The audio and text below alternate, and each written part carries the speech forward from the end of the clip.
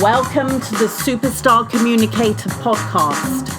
My name is Susan Heaton-Wright, a leading impact, speaking and communications expert. My aim is to show you how to make an impact so you will be heard, listened to and respected for career success. Listen weekly to the podcast and go to our website, superstarcommunicator.com. Hello everybody, this is Susan Heaton-Wright from Superstar Communicator. I hope you are keeping safe and well. As you know, this isn't going to be an evergreen podcast. I'm in the moment, considering the world that we're in at the moment, which is a virtual world, and I want to support you. And you will agree when you know the person that I got on the other end of the phone today. In a way that she will be able to support you with your business when you're communicating or leading teams virtually. Dr. Penny Pullen, who is a very dear friend of mine, and we might allude to it later, is the author of several books, including Virtual Leadership, Practical Strategies for Getting the Best Out of Virtual Work and Virtual Teams. She works with people in multinational organizations who are grappling with tricky projects, uncertain, with ambiguous requirements, stakeholders who need to be engaged, and virtual teams dispersed around the world. When they work with Penny, clients notice that communication, collaboration, clarity, commitment, connection, and confidence grow. And change doesn't seem quite as tricky as before. She's bemused that her formerly niche topic of virtual leadership is suddenly something which makes sense to everyone, when people used to scratch their heads and wonder what on earth it was that she did. So welcome, Penny. I know that this is going to be a fantastic interview. Welcome. Thank you. It's lovely to be here. We've had some good giggles in the past, and I hope that this will be fun as well as, I hope, intensely useful.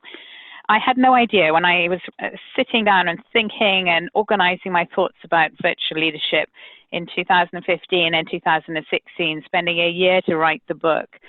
I had no idea that it would be so useful to so many people. I've got doctors, clergy, individual speakers, all sorts of people finding it really helpful. And I hope that through this podcast, we can throw some ideas and tips and things that will help to the people who listen in this funny old virtual world.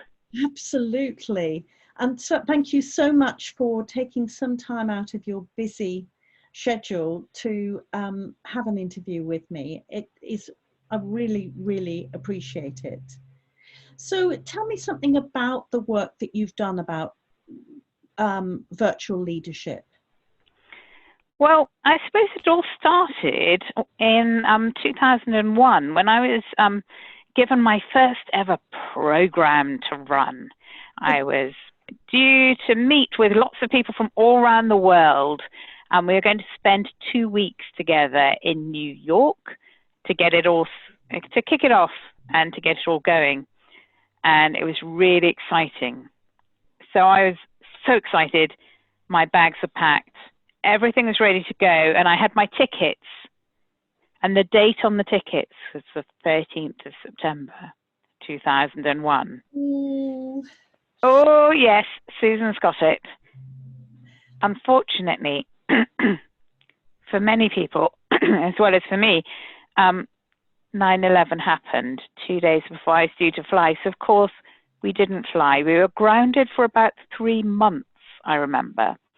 And this amazing program with people all around the world had to happen virtually.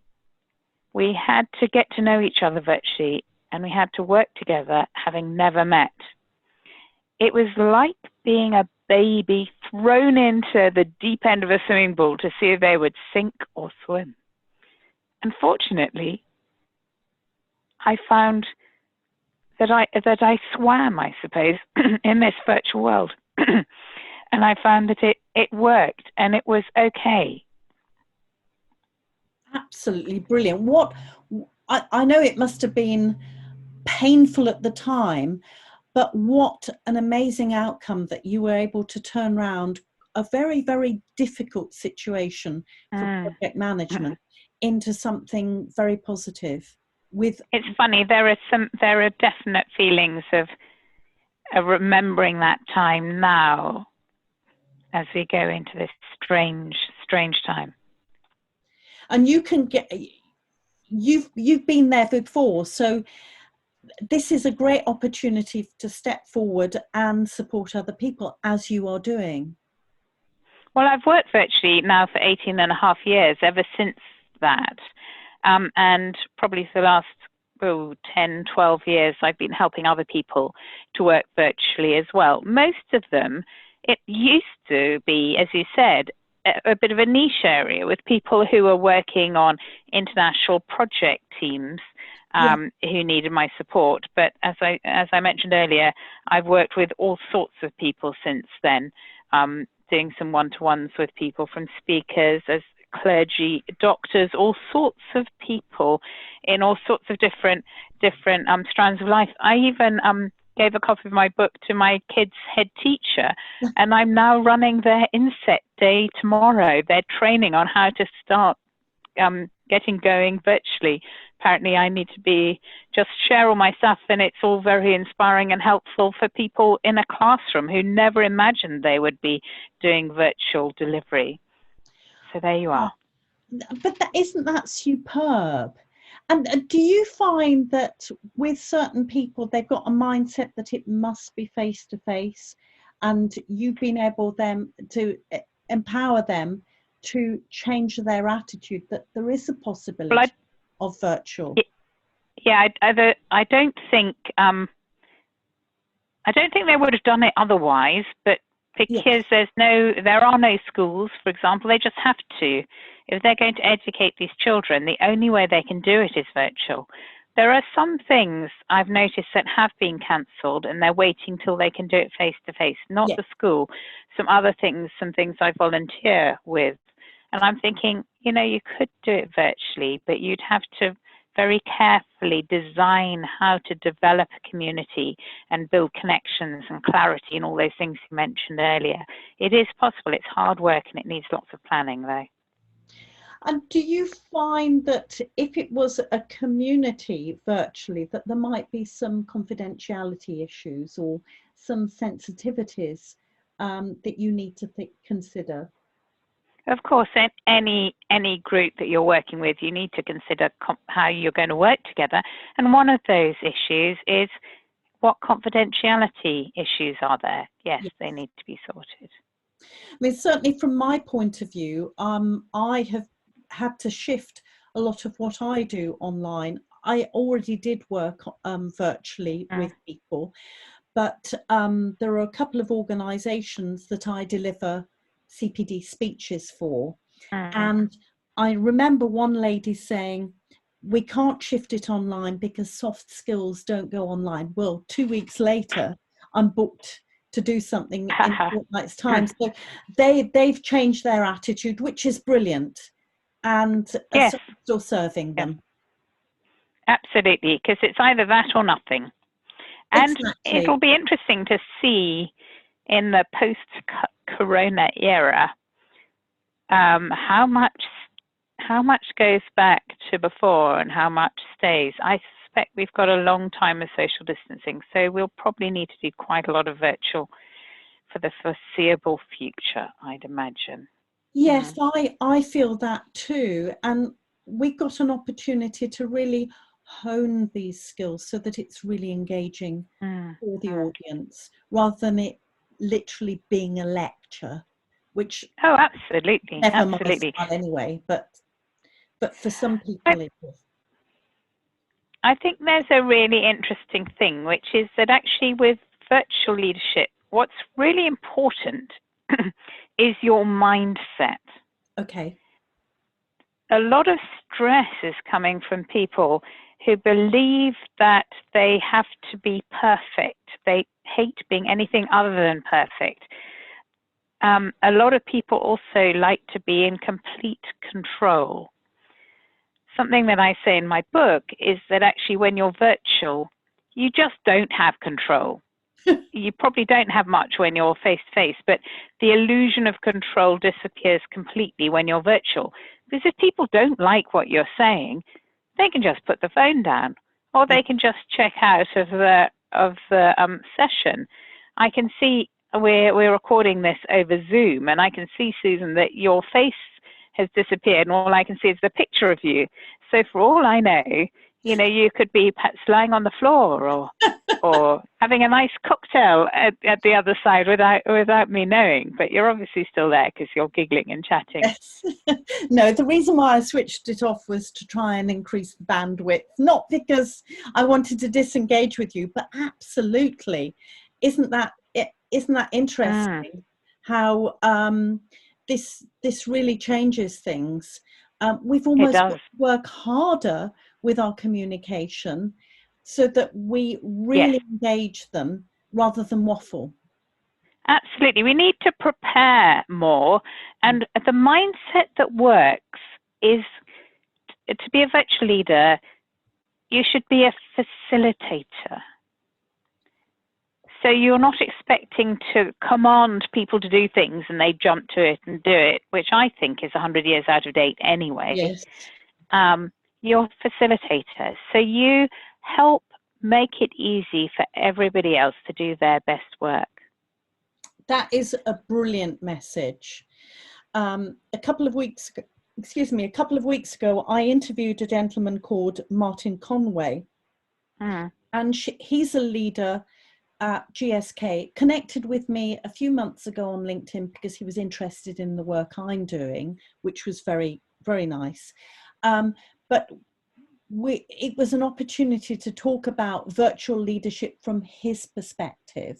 And he felt that one of his main roles was making sure that all of his team were okay mentally because of the challenges of now, so that they could therefore produce their best work. What's your feeling on that? Oh, absolutely. Absolutely. Another thing that's really important is to remember that we're all humans. Yes.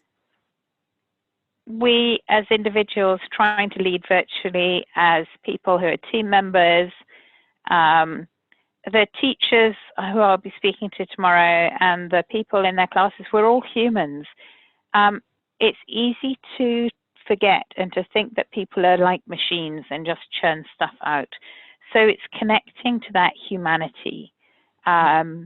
For us, we've had lots of giggles in the past, and part of today, and people listening in, I'm sure that they'll hear that we're enjoying this, and I hope that's attractive. But we also need to work with how the human brain works.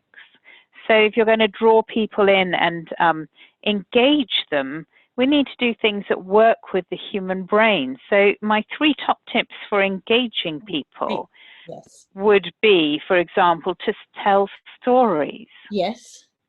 Use the narrative form, a bit like I did when I explained how I started working virtually. And I'm going to put you on the spot, Susan. I'm going to ask you, what was the date that I was due to fly to New York? The 13th of September, 2001. Wow, absolutely perfect. How hard did you learn that? I didn't. Did you have flashcards? You didn't. Isn't that interesting? And how hard was it to recall it? It was very easy because you told the story and I was engaged emotionally in the story. You were. And because of that story, you remembered it. So stories help you to remember, but they also keep people engaged because they hear the beginning, they listen out for the middle, and they want to stay for the end. Very powerful stuff. Use stories. That's one tip. A second tip, use visuals. Yes. I know podcasts are just audio. Generally with your own team, not doing something which goes out to a mass audience like this, with your own team and with other people you want to connect with, use visuals as well as audio. In fact, use as many senses as you can. Perhaps you could have something tangible that people can touch, that you all have within the team, that use visuals. And if you have moving visuals. If you use PowerPoint to present remotely, go to the bottom left-hand corner, change your cursor for a pen and scribble all over your slides. Makes a massive difference. Oh, what a fantastic idea. I didn't know about that feature. I'm going to play around with that. And I'm sure listeners, if you're not aware of it like I wasn't, it might be worthwhile spending half an hour seeing what you can do with that. Great tip. Even 5 minutes. It transforms virtual presentations because it means that the people watching actually see something moving and their eyes are much more likely to stay focused on it. Whereas if they have a slide, especially one covered with words, they'll read it very quickly and then check out. Yes, yeah. Oh, that's a brilliant tip. And your third one? And the third tip is something that combines a few of those things, which is have something tangible that reminds everybody of the people in the team. So I often have picture maps of people's faces. So often if their team's spread over a wide geographic area, I'll have a map, say, of the world, and I'll have people's faces in the locations where they are, along with their names and the time zone and their contact details. That's not so important if you're working with people locally, but it would be really helpful to have a picture of who the people are in your team. If you have that printed out in color and propped up somewhere, that then you can remember them all, even if you're just on a conference call, or even if you're in a virtual meeting, even if you can't see everybody pop up at the same time, have them on a printout. And then you can also tick off when people have spoken, so you can tell who are the people who are speaking more, and more importantly, probably, who are the people who haven't contributed. That really helps. Fantastic tip. In fact, that's 2 in 1, really. That's a 4th tip, because there's an element of facilitating so that everybody gets a chance to talk, but also that engagement by visual representation of the team. Brilliant idea. Absolutely. Yep. It works. I mean, all these things work wonderfully. Oh, this is just gold dust. And I hope listeners, you will try and find out more about Penny's work. So this segues very, very cleverly into the last part of the interview, which is saying more about you, what you do, how people can contact you. Okay, so I've generally in the past worked with people from a very corporate sphere, a lot of pharmaceutical companies, big manufacturing companies, tech companies, all sorts of, and financial services as well. But I'm finding more and more people are finding that it would be helpful to have some input around virtual. So the first thing to do, if you've liked what I've said, I've shared some of the best bits. I didn't want to hold back. I think now with the coronavirus out there, which I just want to support as many people as I can. There is much, much more in the book, which is packed full of stuff. I drew up mind maps and thought about all the different types, about how to use technology, about mindset, working with others, how you can step up yourself to be a virtual leader, leading virtual meetings, but also how you lead virtual work between meetings. Both really important things. And then some things that get complicated, like time zones, probably less of an issue for most of the people who've suddenly gone virtual. But generations, how generations approach virtual working is a little bit different. I learned to type on a typewriter, so I'm very accurate.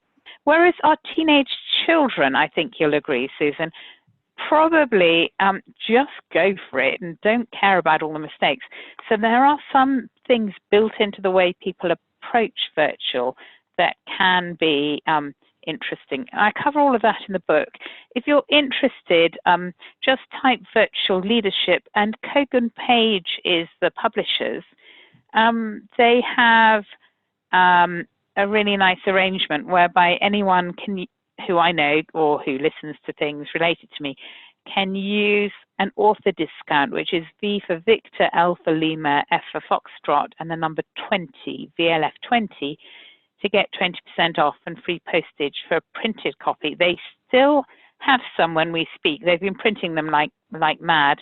But there's also, at the moment, there's an offer on ebooks for all their ebooks. Amazon have no printed copies because they sold out very quickly, and then they've stopped replenishing books. So I would suggest going direct to the publishers. Okay.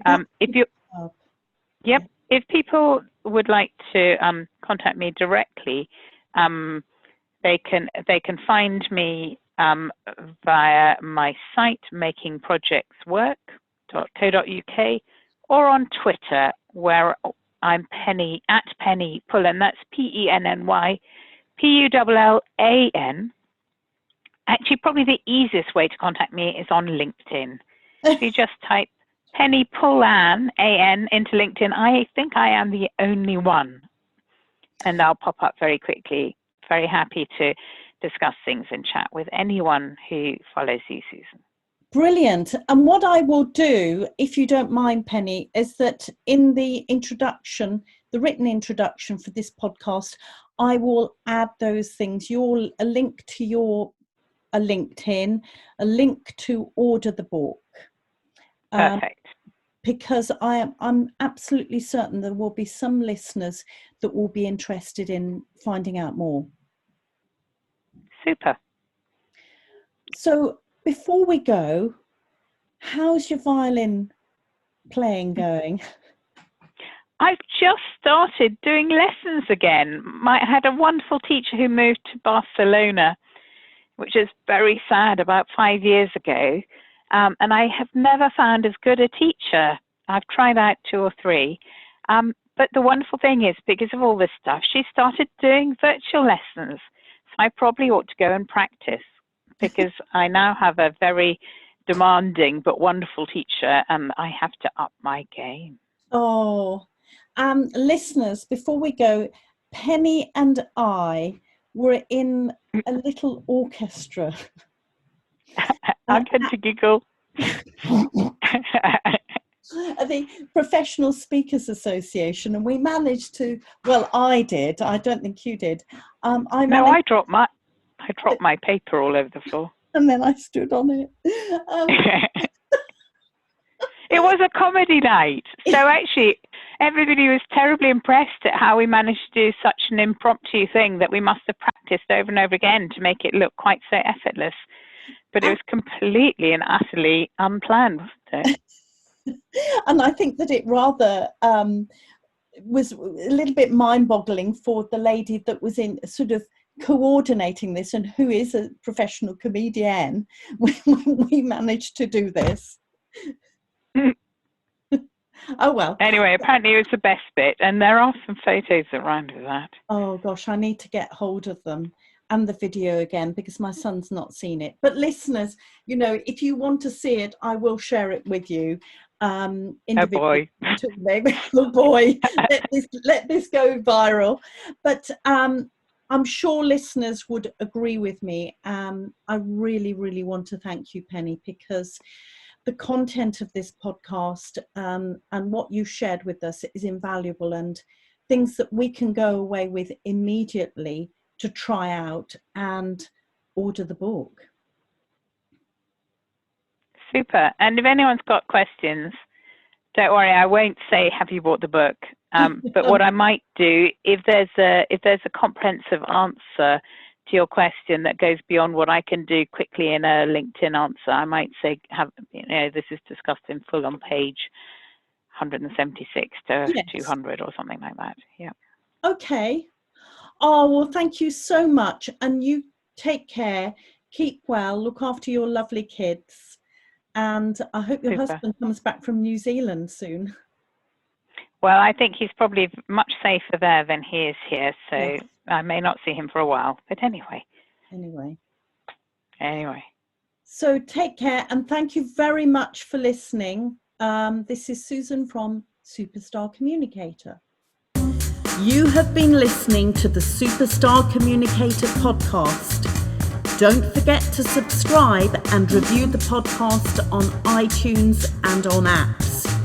Please contact us if you want to discuss any topic, could suggest a topic for us to include, or a guest who could come onto the podcast. Go to superstarcommunicator.com.